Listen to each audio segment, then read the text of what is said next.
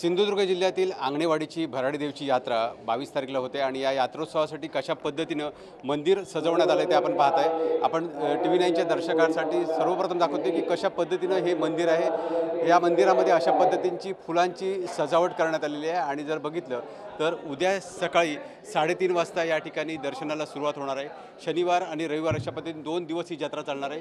संध्याकाळी 7 वाजेपर्यंत रविवारी संध्याकाळी 7 वाजेपर्यंत दर्शन भाविकांना मिळणार आहे। माझ्यासोबत आहेत चिटणीस काका आंगणे। काय सांगाल कशा पद्धतीने सकाळी सुरुवात होणार आहे आंगणेवाडीला आणि कशा पद्धतीने एकूणच जर बघितलं तर मंदिर सुद्धा सजवण्यात आलं आहे, भाविकांची कशा पद्धतीने वाट पाहत आहे?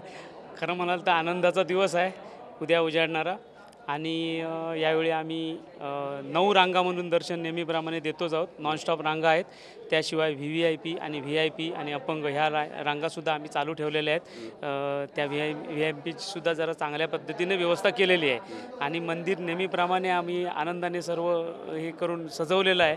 भाविकांनी आपल्या इथे यावं आणि आनंदाने देवीचं दर्शन घेऊन आनंदाने निरोप घ्यावा, एवढं। आपल्यासोबत मंडळाचे अध्यक्ष आहेत छोटू आंगणे। काय सांगाल दरवर्षी हा जो सण येतो त्याची वाट पाहत असतात, अगदी संपूर्ण महाराष्ट्र वाट पाहत असतो आंगणेवाडी जत्रोत्सवाची? मी तर वाट बघतच असतो गेले 6 महिने, पण आता ही जी आंगणेवाडी संबंध म्हणजे भाविकांच्या ह्याच्यासाठी सजलेली आहे आणि त्यांनी फक्त यावं आणि इथनं आपला तो लाभ जे काय मनातल्या ज्या काय मनोकामना आहेत त्या पूर्ण करण्यासाठी त्यांनी इथे यावं, मातेचं दर्शन घ्यावं आणि अगदी आनंदाने अगदी पूर्ण आपला निरोप घ्यावा, हीच आपली देवीचरणी प्रार्थना करतो। आणि सगळं अगदी म्हणतात ना, म्हणजे लोक आता एवढ्या उत्स्फूर्त म्हणजे लोक निघाली, लोक यायला लागली आणि अगदी आनंद। आता तुम्ही फुलाचं डेकोरेशन वगैरे पाहताय, अशाच प्रकारे सगळं हे आल्हाददायक वातावरण सगळं असणार आहे आणि त्याप्रमाणे लोकांचाही तेवढा सहभाग पाहिजे आम्हाला।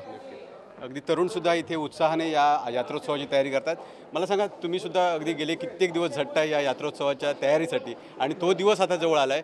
कशा पद्धतीने अगदी देवीचा मंत्र असेल किंवा काय असेल, कशा पद्धतीने वातावरण आहे? नक्कीच श्री भराडी देवीच्या आशीर्वादाने आपल्याकडे जो आनंद आहे, आनंदोत्सव, आणि आपण ज्या प्रकारे सगळी मुलं सगळे तरुण म्हणा सगळेच जण ह्याच्यात भाग घेतात, ते आनंदाने करतात आणि नक्कीच ही यात्रा यशस्वी होणार, कारण देवी पाठीशी उभीच आहे। नक्कीच। तर बघताय आपण कशा पद्धतीने या ठिकाणी आनंदोत्सव सुरू आहे आणि ही जी यात्रा आहे ती उद्या सकाळी पहाटे सुरू होणार आहे। 3:30 वाजल्यापासून दर्शन होणार आहे। महाराष्ट्राचे मुख्यमंत्री म्हणा, उपमुख्यमंत्री म्हणा, असे दिग्गज मंडळी या ठिकाणी उपस्थित राहणार आहेत। त्याचबरोबर जवळजवळ 10 ते 15 लाख भाविक दरवर्षी आंगणेवाडीच्या जत्रोत्सवासाठी येत असतात। मोठ्या प्रमाणात मुंबईकर चाकरमानीसुद्धा या निमित्ताने कोकणात उतरल्याचं आपल्याला पाहायला मिळतंय। विकास गावकर, TV 9 मराठी, सिंधुदुर्ग, मालवण।